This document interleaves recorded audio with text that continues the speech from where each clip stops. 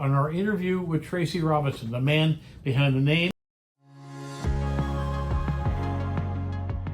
About your methodology on tracking once you do take a car in, whether it's a service or a complete rebuild or a body fix.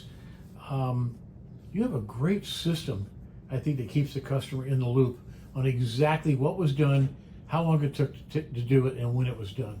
So yes, the technicians, as far as the repair side of it is concerned, as well as the restoration side, once the repairs have taken place, each technician is responsible to write a synopsis of exactly what he did during that time that you're being billed for. So typically these repairs are all done on by the hour basis, almost any of these shops. But what you want to make sure of is before you stroke that check out, what am I paying for? So you billed me for 31 hours, I understand that, but what for the 31 hours, what did you do? So here, we break all that down to each.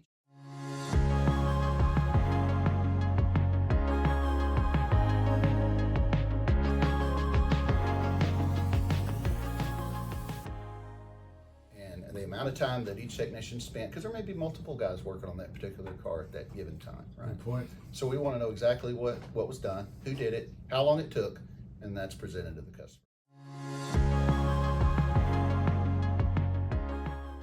I've also ridden with you on a check ride.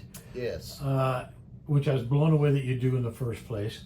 And the detail on that checkout sheet. That's a 25 item checkout sheet that we go through its paces, make sure everything works, without getting into a whole lot of detail here. Right. It takes about 30 minutes to complete that, and I test drive every car that leaves here. So that was the other thing that impressed me. Yeah. Well, as a driver, you have the skill set. Yes. Because you race.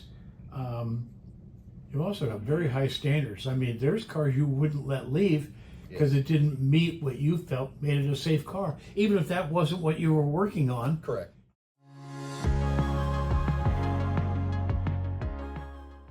So if we've got a car in, we did minor repairs, tune up, whatever, and I feel like the car's got a brake issue. Perhaps it came in with that. Customer didn't divulge that he was experiencing anything. Sometimes they don't even know that the car's got a problem, right? And I suspect that there's something going on, and do a quick little investigation to determine what we're dealing with and present to that customer and make them understand, I'm not comfortable letting the car leave yet. Let's check this out and see what we've got going on before I turn you loose, especially if we're dealing with brakes, steering, any kind of control of the vehicle like that. And that's what impressed me about your loop.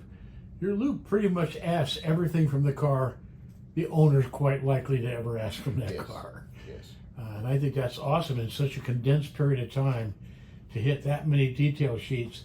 And it's got to pass them all, or it ain't leaving. It does, yet. or it's not leaving. Correct. And I'm sure the technicians, when you come back, like, well, it's not uncommon. Back, yeah. You know, it's not uncommon for me to run.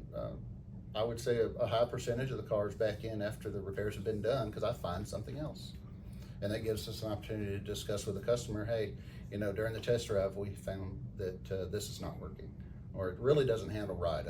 I would suggest maybe a four-wheel alignment. For example, a Stingray Corvette. You know, those are four-wheel alignments. You're not going to get just a front-end alignment on a car. It's four-wheel alignment. It's not going to track correct if you don't have all of that properly set up. And a lot of people just flat don't know. So we find that we're doing a somewhat sort of taking the customer to school when it comes to some of that stuff because they're new. They don't know the cars. Maybe they're new to classic cars in general and not familiar with it. And so I think it's a time to take some responsibility and share with the customer exactly what they should be experiencing out of that car and what it's normal and what's not. I'm going to put you on the spot here because our producer was actually in the room when you were talking to a customer today. You had an opportunity to milk a lot of money out of this person.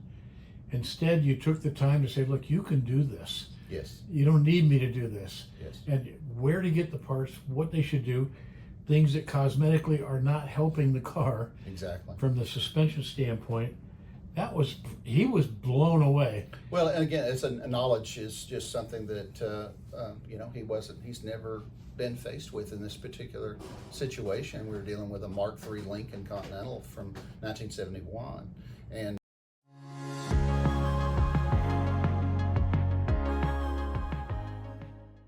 quickly, when you go to put big diameter wheels on it, it's low profile tires, you're changing the entire ride quality of that car.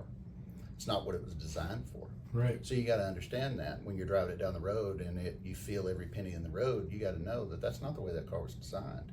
It's designed to carry a high sidewall tire to absorb some of the road imperfections that you're going to feel. It's a spring, It's a spring. and people don't understand how much time, and see, I've worked in that development side on platform development at Ford, how much effort goes into getting that car to its final conclusion, with some compromises, of course, depending how it's used.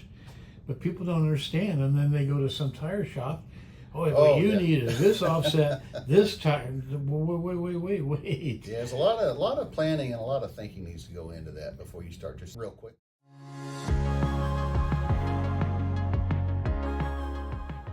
Tracy, I want to thank you for taking the time in this segment. You know I'm only down to 782 questions to go.